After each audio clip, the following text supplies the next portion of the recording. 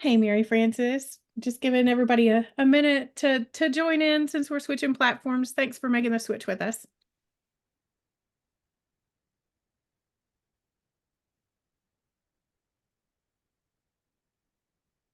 And with that, we're at 2:01. So I'm going to go ahead and get started. So I like to be respectful of your time. So I'm going to be sharing my screen with you. You can ask questions anytime. I may not get to them right away, but I will get to them by the end. Okay. So we like to keep this around 15 to 20 minutes. And let me share my screen with you.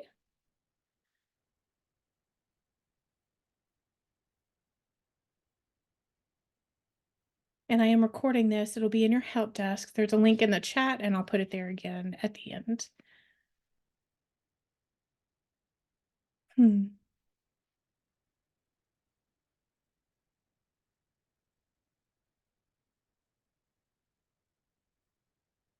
All right, so here we go. So this is Just One Thing with Swell, and my name is Jenny Vance. I'm the Director of Client Experience here at Swell, in case you're brand new. Swell is event and other fundraising software. And we've been around since about 2008, but we started where you are. We started from your shoes. We come from nonprofits, and we love nonprofits, and we love what we do. So with that, I'm going to go ahead and get started here and share my presentation. Hopefully you can all see that. We're going to go full screen. Okay. Today we're talking about how to be a check-in hero. And what we mean by that is how to streamline your check-in process so that it's a great experience for your guests. This is Just One Thing with Swell. We do this every 2 weeks, and we cover a different topic every time. We post the recordings in your help desk, so you'll have them anytime you want to go back to them. And we also try to put in some notes and any slides we use so that you'll have that information later when you need it. And of course, if you ever need help, this is also at the end, but if you ever need help, support at swellfundraising.com. We're there for you all the time. We also have office hours every Wednesday. Those are right after this, so at 2:30 p.m. Eastern Time, 1:30 Central, and they go until 4:30 Eastern Time, which would be 3:30 Central. When I'm presenting or when whoever's presenting is doing office hours, there's like a 5-minute break in between just so we can get some water and jump back in. So I'll be there right after this. With that, how to be a check-in hero. So there are 3 easy steps. Need to do some preparation before, so some pre-event preparation. Use your tools and set up your space effectively. We're going to go through those one at a time. So let's do that. So pre-event preparation, what we mean by that, we mean you want to collect good data, you want to update your emails that you can, and you want to recruit the right volunteers to join you. So with that, what do we mean by collect good data? I'm going to go back into Swell here. I'm going to go into Swell. We're going to take you directly into the dashboard. We'll do some there, some slides. So it's a little bit of both. This is an event we created called A Night Under the Stars. It's just a test event. There's not any transactions in it. And if you were with us on February 14th, you saw us start to create this. So it's just a test event. When we talk about collecting data, we're especially talking about tickets and table registrants. For this event, this has tables. It also has regular tickets too, and none of these people are real. This is just a test event, so you may recognize some of your favorite TV and movies. We'll see. We have 3 here. So we have 3 tables. We have Blue Box Travel, who's a sponsor table, and then we have Labyrinth, and we have Office. And if we look at this, this is our table summary screen, and you can get to tables on the left-hand menu. Just click Tables and Teams, and you'll see a list of all your tables. You'll see that each table has 8 seats, and that some of those are confirmed, some are unconfirmed, and some are empty. And so those are the ones that we want to take care of, the empty ones and the unconfirmed. So if we look at this one, for instance, Blue Box Travel, we can see that they have 6 confirmed, they have 0 unconfirmed, which is great, especially for a sponsor. And then they have 2 that are empty, so they haven't invited guests.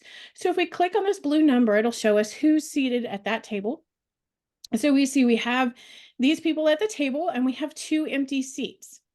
So this is a good opportunity for us as event planners and fundraisers, directors of development, to go in and say, okay, well, let me see if I can email the host. So I'm going to click on the name of the table. It's going to give me the host's first name and last name and their email address. So, and then I'm going to email them. I'm going to do that from my email address, not through Swell, although you could resend the table invitation email if you wanted to. That email is going to come from us, from swellfundraising.com. I want it to come from you because your table hosts, your guests, they know you, they don't know us. So if they get an email from you, they're more likely to open it and see what it has to say. So you could send this host, the doctor. So we say, hey, Mr. Doctor, I see you have a couple of empty spaces on your table. Would you like to send out an invitation to your guests? Here's the link so you can do that. So when the table host registers as a table host, they get a link where they can invite their guests, but you can also see that from the backside. If you go to this little link that's got a little arrow and a box, that goes to the registration page. So we're going to go to the registration page for this one. And you'll see I have all of these people confirmed and when they confirmed, and then I have 2 empty spaces. So I would just grab this link here, highlight it. I'm going to right click on it and I'm going to copy it. And then I'm going to paste that in my email to my host. And I'm going to say, here's your link to invite your guests. They can come straight back here with that link, type in their names of their guests and invite them. And then the process starts for them. The other one that I want to look for here is anybody who has invited guests, but they haven't confirmed. So we have somebody here on the Labyrinth table. They have 4 unconfirmed. So let's look at those. If we look, we can see that we've got 4 unconfirmed. Now, if I knew that these guests were coming, maybe they sent an email or the host said, I've heard from these people and I know they're coming. As someone with access to the back end of Swell, I can just go ahead and click that confirm button and the guest doesn't have to do anything. I can confirm them this way. So I could do that here, or the other option is to hit this big blue button here that says re-invite all unconfirmed guests. And no matter what table they're at, it's going to send them the email that asks them if they want to confirm or decline. That email and all of your other emails is in your email editor over here on the left-hand side. So the email that I'm talking about now is the table guest invitation. To edit that, all I have to do is click on email editor, find the email I want, and click start editing. And then I'll see a preview of the email on the left-hand side and all of my information here. If this is the second time that you've sent out invitations, you're re-inviting all your unconfirmed guests, you may want to go in here and edit this and give it some more personal language, and then you can send that email. So to send it, you would go back to your tables and teams and click re-invite all unconfirmed guests. But if you want to edit it before, go to the email editor. Hope that makes sense. If you have questions at any time, go ahead and type them in that chat and I'll get to them throughout the presentation. All right, so let's go back to our show, our slideshow here. The other thing that we want to do, we collected good data and we talked about updating our emails, but then we also want to recruit the right kinds of volunteers to our event to help us check in. And we need to know how many we want to have. So that's one of the most common questions we get at this point is, how many people do I need for check-in? And the answer is it kind of depends. So it depends on your space. How big is your space? How much space do you have? What do you want to do at check-in? And also, how many people are you trying to check in? Are you trying to check in a couple hundred? You're trying to check in 1,000. If you're trying to check in 1,000, you want more people because you want that line to move fast. And we'll go through a sample layout later in this presentation. But for now, we want to just talk about the kinds of people you should think about inviting to be volunteers for this. So you want to look for people who are naturally friendly and smile easily and are approachable. So that's one thing you want to look for. Another thing you want to look for is obviously people who know your organization and love you because they're going to be willing to help you. So you want to look for that. And then you also want to get people who are Not easily flustered when it comes to problem solving. So if somebody comes up to them and they say, "Hey, my name is Jane Doe," and they can't find Jane Doe in the list, are they going to get upset and really anxious that they can't find that person? Maybe they're not the best volunteer for this, but there's another job for them, I'm sure. So you also want to, once you decide who your people are by answering those questions, so you want to make sure they're friendly, they know your organization, and they support your organization, and they don't get easily flustered if there's a slight little hiccup. Okay, then you also want to have somebody else who is guest services. So this person, they're going to be a little off to the side and they're going to handle any of those questions. So if somebody comes up who meant to claim a comp ticket and didn't, and so they need to register, or maybe they need to buy a ticket, or maybe they forgot to hit the confirm button in their table invitation, in their guest invitation email. So they need to do that. Guest services can help them with those things, and your line still stays flowing nice and freely while those who need it get their issues sorted out. Hope that makes sense. Um, so we've got a couple of training. You'll see them in the resources section, which I'll post in the chat in just a bit. It'll also be in the help desk when I post it there. We've got some resources for you, some cheat sheets to kind of help you train your volunteers on what to look for. And just like you want to get your your guests, you want to train them through your communication. You want to train your volunteers before they come. You want to prepare them because you want them to help you create a great check-in experience. So one of the ways you can do that is by answering some questions for them. So common questions that volunteers have. They'll want to know where they're going to be, what kind of equipment they're going to be using, and they'll want to know what they do if a guest isn't on the list. And they also need to know what happens if an emergency comes up.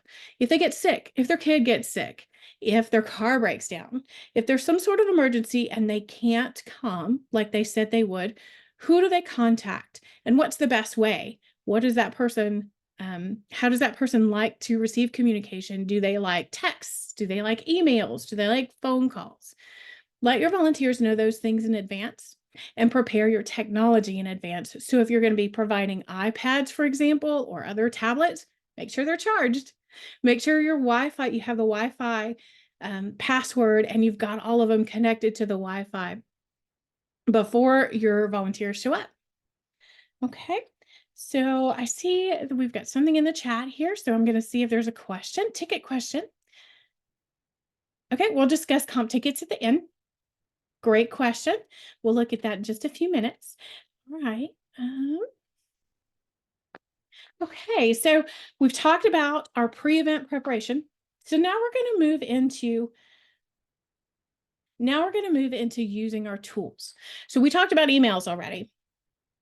The other email that we didn't talk about in the email editor, and I'll go into that in just a second, is your check-in email. So we talked about actually your table host emails, but we didn't talk about your reminders. I meant to. So we'll go back to that and I'll look at those with you. So let's go back into our email editor. Again, that's in the left-hand side. And the ones that I'm looking for now, I'm looking for a few of them. I'm looking for my ticket email. I'm looking for my guest check-in email, and I'm looking for my reminder email. So the first one up is this guest check-in. Whenever you use the check-in app, your guest receives this email. So it's a great idea to go in and customize it.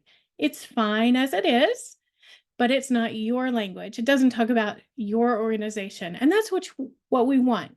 Your donors, your attendees, they want to hear from you. They don't really want to hear from us. They want to know what you want, what you do, and what makes you successful. So a great thing to post here is maybe a thank you from your board president, or maybe you want to put some information in there about, maybe you want to post a story, somebody you've helped, or how they can donate. Now that information is already here, so it does tell them how they can donate and how they can contribute to your event. You can hide that if you want. So you just hide that by clicking the hide section. That'll hide it. If you want to leave it, leave it. And if you want to edit if you want to switch between sections, this is something important to know. Starts with the first section. That's where you can edit.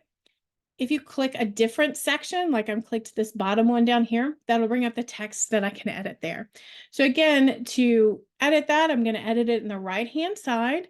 I'm going to go up here and hit Save Changes every time I make any changes so that I can preserve my work. So that's your guest check-in email.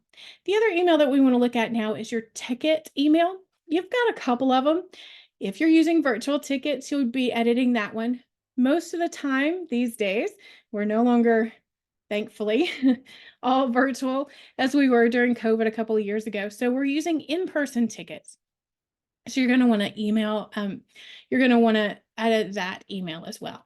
So this one goes out whenever somebody buys a ticket or they hit that confirm button from their table host's invitation, they're going to get this ticket email. There's a PDF ticket that's attached. You can choose not to attach that if you want to. Most people leave it attached, but it's up to you whether or not you want to. This is a great place to help your attendees prepare. So you're going to tell them here, what's the attire? Is it business casual? Is it formal? Where are they going to be? What time should they be there? And what's that process going to look like? So also, if you've got, say, you've got some people who are traveling or you're expecting a large contingency to travel, so you've reserved a block of rooms, tell your attendees how to access that information, how to access that block of rooms so they can go ahead and make their reservations while they're making these preparations and it's already top of mind. Finally, I'm going to talk about your reminder email. Again, you've got two. You've got a virtual reminder email and an in-person one. We're just going to talk about the in-person one today. If you have questions about virtual at another time, we're happy to answer those. So we're going to scroll down. That's a ticket email, and it's this in-person reminder email. Your reminder emails work a little bit differently than your other emails in that they don't go out at a regular time. They go out when you send them. So for this one, you make your changes over here on the right-hand side, and you'll click Save whenever you've made any changes. To send it, you're going to come over here to send the reminder email. So whenever you've made your changes, you've hit save, you click this send reminder email, it goes out to your guests. The reason it doesn't go out automatically is because you can come back and edit it and send it anytime you want. So if you want to send it a week ahead of time and you want to tell them about parking in that email, or it's the last chance to reserve your rooms, go ahead and send it out, edit it, send it out that week ahead, and then come back later and change it and send it out an hour before, 2 hours before, whatever it is you decide you want to do. You can send it as many times as you want. Whenever you hit this send reminder email, it goes out. So you can send it often. You can send it just once. You can not send it at all. It's completely up to you. One caution though, if you are sending it, make sure, especially if you're sending it more than once, make sure you come here and set this subject line. The subject line says it's starting in an hour. If you're sending this out a week and ahead, you don't want it to say that it starts in an hour and cause panic. So just make sure that you change this anytime you're sending this email out.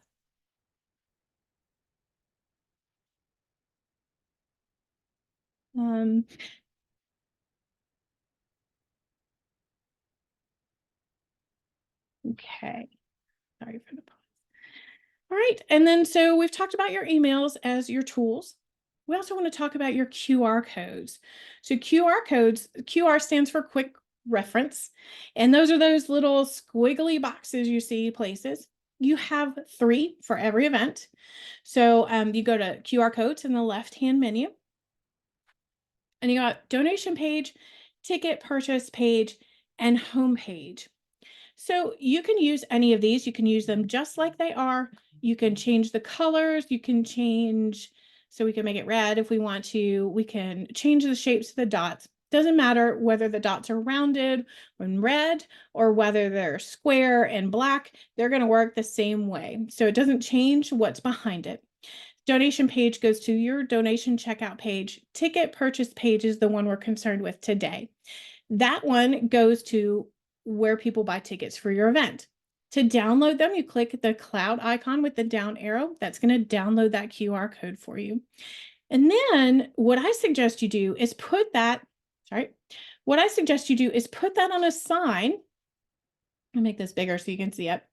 Put that on a sign near your check-in, but away, just a little bit away from your check-in. What this is going to do is allow people to use their devices and register themselves for your event. So if they don't already have a ticket and you're selling tickets at the door, your guests could come and scan this QR code. They're going to go to your checkout page. They can put in their own name and email address and credit card information, and your volunteer's not worried about entering that information correctly. Plus, most of us have that information saved on our phone, so it's really quick for us to do it, whereas somebody else is going to have to actually type that information. So your QR codes can really be an asset to streamlining that process and helping you get your people in the door quicker. Okay, finally, we want to talk about the check-in app. So the check-in app is part of every Swell license, and this is just a little preview of what it looks like. This is from one of our help desk articles, and it's in there. We're going to go in it and actually use it in just a second. So let's do that. Let's go back into our event. We're going to leave this QR code section and go over here to Event Tools in the left-hand menu. All right. Then we're just going to scroll down. We're looking for the check-in app. So we're going to scroll down. We're going to click Go. And what that's going to do is open up this event for us. So it's going to go into our check-in app for this specific event that we're working in. If you don't want your volunteers logging in through the back end, or you don't want to mess with that, which is a common thing, what you can do is go to checkin.swell.gives. It's right here, checkin.swell.gives. And there we go. I have it pulled up separately. Checkin.swell.gives, log in with your username, which is your email address, and your password, or create a volunteer login. So let's look at creating a volunteer login. To do that, we're going to go back into the left-hand menu. Now we're not looking for one of these gray buttons. We're looking for the users button, which is blue, and it's right below our event stuff. So we click that green plus sign to create something new. And then first name can just be volunteer. Last name can be event, or it could be event volunteer, whatever, it doesn't matter. This is an open text field. You need to have a first name and a last name, but it doesn't matter what they are. The user's role you want to leave as user and not owner. And the user's email address needs to be unique. It needs to be somebody who doesn't already have a Swell account. So not your email address, but another email address you haven't used. And then you're just going to click set a password and click save. And that's going to create a login for that person. And then you would go to whatever email address you used. You'll get an email there where you need to confirm it so that you can use it to log in. Once you're logged into the check-in app, it looks exactly the same, only you're going to see all of your events. So if I log in here, it's going to log me into where I can see everybody's events. Okay. And then I can choose which event I want to work on. Whereas if I come in through the software, it's going to go directly into that event. For you, you're not going to have a whole bunch of events because this was a test account that I'm in, and so I have lots of events in there. But for you, you're only going to have a couple. So it's real easy to determine which event you want to log into. Once you're in, you can get back to that list of events by clicking Dashboard. You can start out in tickets. That's where you start out right now. This is where you check people in. If you have somebody who comes up to you and they need to claim a comp ticket, they can do that. You can do that for them by clicking on comps.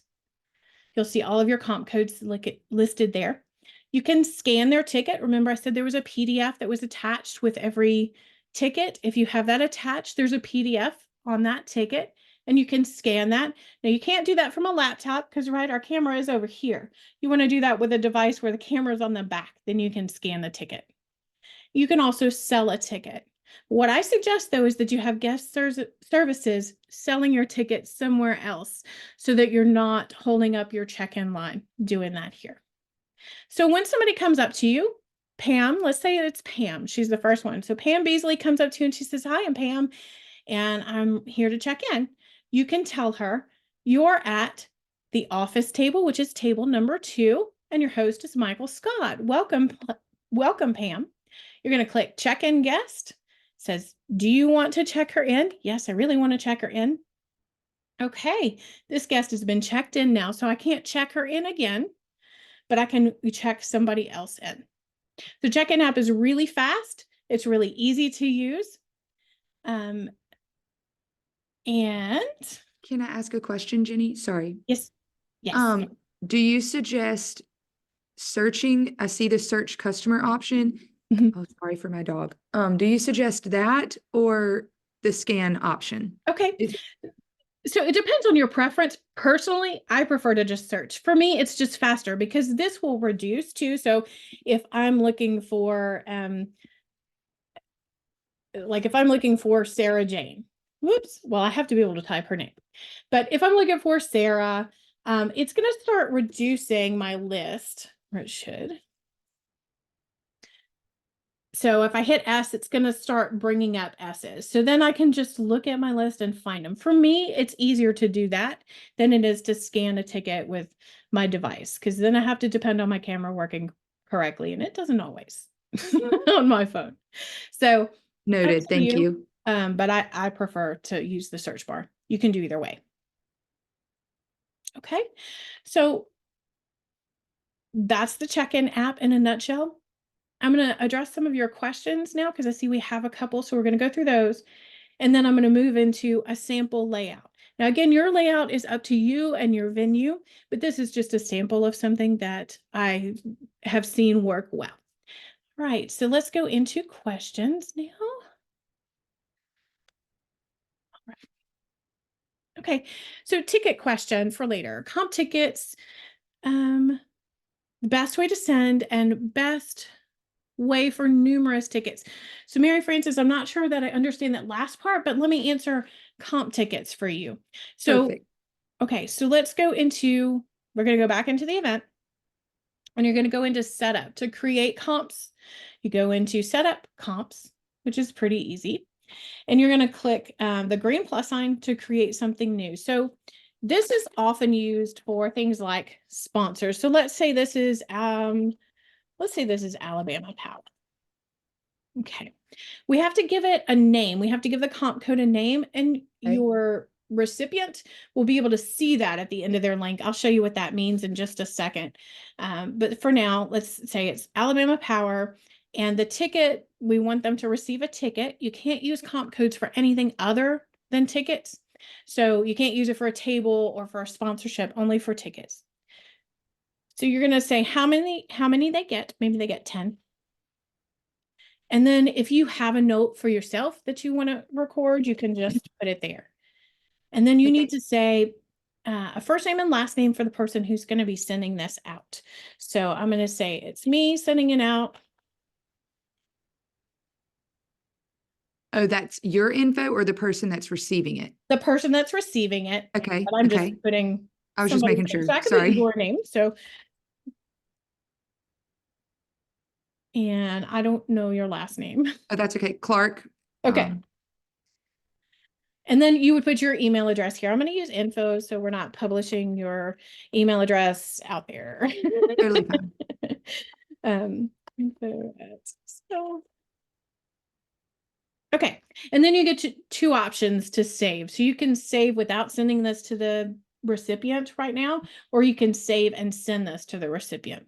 Right now, since I'm using the info, I'm not going to do that. I'm just going to save without sending it because I want to show you the comp link. So if you sent the email to them, they would get the comp email, which you can find in the email editor.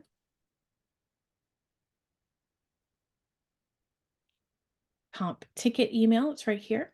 So this is what that email looks like. Here's a link to it. Here's the link, a sample link. Let's look at that actual link though. So we'll go back to comps, and then we're gonna click this little. Oh, I see. It's a square with an arrow. So then we're gonna click this little icon. It's gonna open that comp link for them where you can claim that form. So first name, last name, email address, phone number. That's what you need to claim a ticket. All right. And okay, this is So 1 second though. If you're doing, say you have volunteers, right? And you've got 50 volunteers and you're really just trying to do this for yourself, you can do that. You don't have to do a sponsorship thing. So you can create as many as you have tickets. So if you wanted to just say this is volunteers and it can be it can be a dance ticket, and then you have 100 of those that you want to do. Let's just say you have that many. Then you put your information here and you send yourself that link by saving and sending. And then you can go and register them really quickly. I will say if you're doing tables, so this is for tickets, right? And you can't do comp tickets. You can't do comp codes for tables. So if you're doing people who are going to sit together, like at a table, it's best to go ahead and create those on the back side. Yeah. What I mean by that is you can go into tickets, click a green plus sign, and then you're going to have to set up a fundraiser because this person doesn't exist yet, but you have their name. If you have their name, so this is, you have their name. Click new fundraiser and put in their details, click save. And then you're going to choose the product, scroll down and either send the ticket to the guest or don't, up to you. You can also create tables the same way, tables in the left-hand menu, green plus sign, create something new. And you can create a table. So this is sample. You just need to give it a name and host first name and last name if you have it. So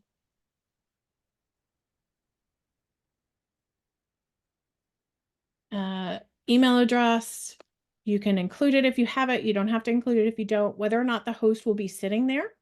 And then whether you're emailing it. If you don't have an email address, then you're not going to save and send an email because you don't have an email address to send. So we'll click that. Okay. And then see, we have our sample table here. We can go in there and we can add our guests to it. Got it. Okay.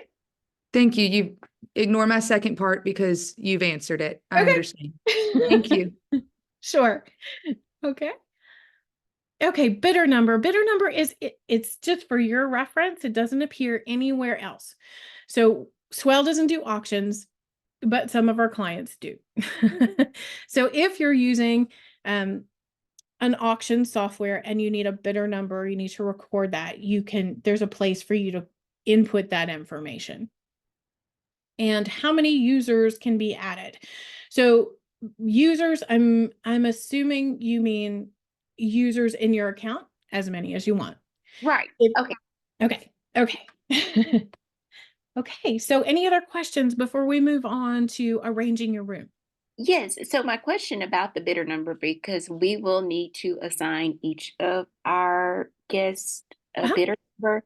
Where is it possible to do that at check-in? Well, yeah. So you want to have your guest services person is going to need to do that for you because you're going to be doing that. It's possible to do it before. Personally, I would do it before so that you've got that information. And let me show you where it is. So I think it's in fundraisers, actually. Yep. Okay. So if you go into fundraisers, every ticket holder starts as a fundraiser in Swell. So that's where you're going to find their contact information. If you need to update, maybe they misspelled their name or you misspelled their name. If you need to update that, you're going to go to fundraisers and click the edit icon. So if we want to attach a bidder number to somebody, we're going to do the same thing. Go to fundraisers on the left-hand side, click the edit icon. You're going to go and find, that's just going to open up the editor so you can edit, and then you can type in a bidder number. So if this is at 145, you're going to click save and you're going to click OK. And then when you download your report, either your ticket report or your fundraisers report, this little icon with the cloud and the arrow, that means download anytime you see it in Swell. So when you click that, you're going to see a column that has bidder number in it. So it's for your reference. It doesn't appear on anything other than your reports. Okay. Okay. So And if you have somebody at check-in who's got a laptop or, other device like that with a bigger screen, it's kind of hard to do. You can do it on a phone, you can do it on a tablet, but my thumbs are too big and they don't fit. So I like to have a laptop. So if you have a laptop at the screen, you can have somebody logged in and doing this as people come up if you want to. But I find that it's easier if you already have a bunch of people in there to go ahead and assign them bidder numbers now and just tell them what that is. Okay. Okay. Okay. Thank you. Sure. Okay. Any other questions at the moment? Okay. So let's go into a possible room configuration. So again, this is possible. And you'll notice that also when I get there, I'm on the wrong screen, but so this is more than 4 people. Usually you only need about 4 people for check-in. So you're going to need these 3 people up front who have an iPad or some sort of device that they can use to check people in, and your guest services person over kind of to the side. Okay. If you're giving out stuff, maybe you have name tags or swag bags or something else, a program, and you want to hand those to people. If you just have a table where you have programs spread out and they pick out their own, you don't need to have a volunteer there. If you have something where people need to help them, they can't find their name tag, or you want to hand them a swag bag, then you want to have a volunteer at those. So you may need a little bit more. The other thing I want to talk about here is where guests enter. You don't want them coming in at the sides with your people checking out, with your people checking in the middle. The reason you don't want to do that is because if somebody comes in either side, they're going to go to this first person. If somebody comes in here, they're going here. If somebody comes in here, they're going here. They're going to the first person they see, and it's going to automatically, it's going to just make checkout longer, because this person in the middle is not getting anybody. So if you have guests come directly at these people, they see the number of people checking in and have them out there and smiling and with their little device saying, "Hi, who are you?" You know, something nice. Then it's going to go a lot faster. Also, if you have that QR code on your sign a little bit further away, and so your volunteers can say, "Oh, you need to buy a ticket?" That's fine. Well, go scan the QR code that's at that table there with the gold tablecloth and put your information in, and then they'll come back and check in. And then the doors to your event space behind all of that activity. Does that make sense? If you've got a much simpler check-in process, just have the people X the tables. You don't need those. You do need guest services just a little bit away. It can be at the same table. If you have one long table and you have some people checking in, and then you have, oh, you need to buy a ticket or you need to claim a comp ticket, go see Brooke, go see Jenny over there on the left, and have some signage by that person so your guests and your volunteers know where your guest services person is. So with that, we are a little bit over our time. So we're going to wrap up, but I want to see if you have any more questions at the moment. Any other questions I can answer for you right now? I'm good. Thank you. Okay. So I'm going to put these resources here in the chat, and they'll also be in the recording. Once this is finished rendering, it's going to take a little while, maybe tomorrow before I can get it up. But once that happens, I'll put these resources and the recording in there, and you'll have access to that anytime you need it in your help desk. So what's next? Next month, like I said, we do this every couple of months. If you need help, just want to reiterate, if you need help, we have office hours right after this. I'm going to take about a 5-minute break after we get off of this call, but you should be able to get there. The office hours is in the chat already. That part of session seems to be working, so we're going to try it. If not, we'll figure out another plan. That's what we do. But if you have other questions, visit us at office hours Wednesday from 2:30 to 4:30, and that's Eastern time, 1:30 Central to 3:30. Yeah, 1:30 to 3:30 Central. And then your help desk, you can access that anytime you want in your dashboard. Support at Swell fundraising. That's how you can email us, and we answer questions all the time. So you don't have to come to office hours. That's just if you want to show us something or you want to ask a question face to face. Sometimes you're like, I'm seeing this. What's it mean? That's what office hours are for. And then what's next? In April, we're going to be talking about finance. April just seems, with its tax day, it just seems the month to talk about finances. So on April 10th, we'll be talking about offline transactions like checks or cash that you may receive for your event and how to put those in so they get, and how to make sure that your fundraisers, your ticket holders get credit for those. And then financial reporting with Swell and Stripe and how to reconcile and how to read those reports. That will be April 24th. So with that, we're at the end of our time. Thank you so much for making this switch with me. I know it was last minute, but so thanks for coming, and we will see you next time.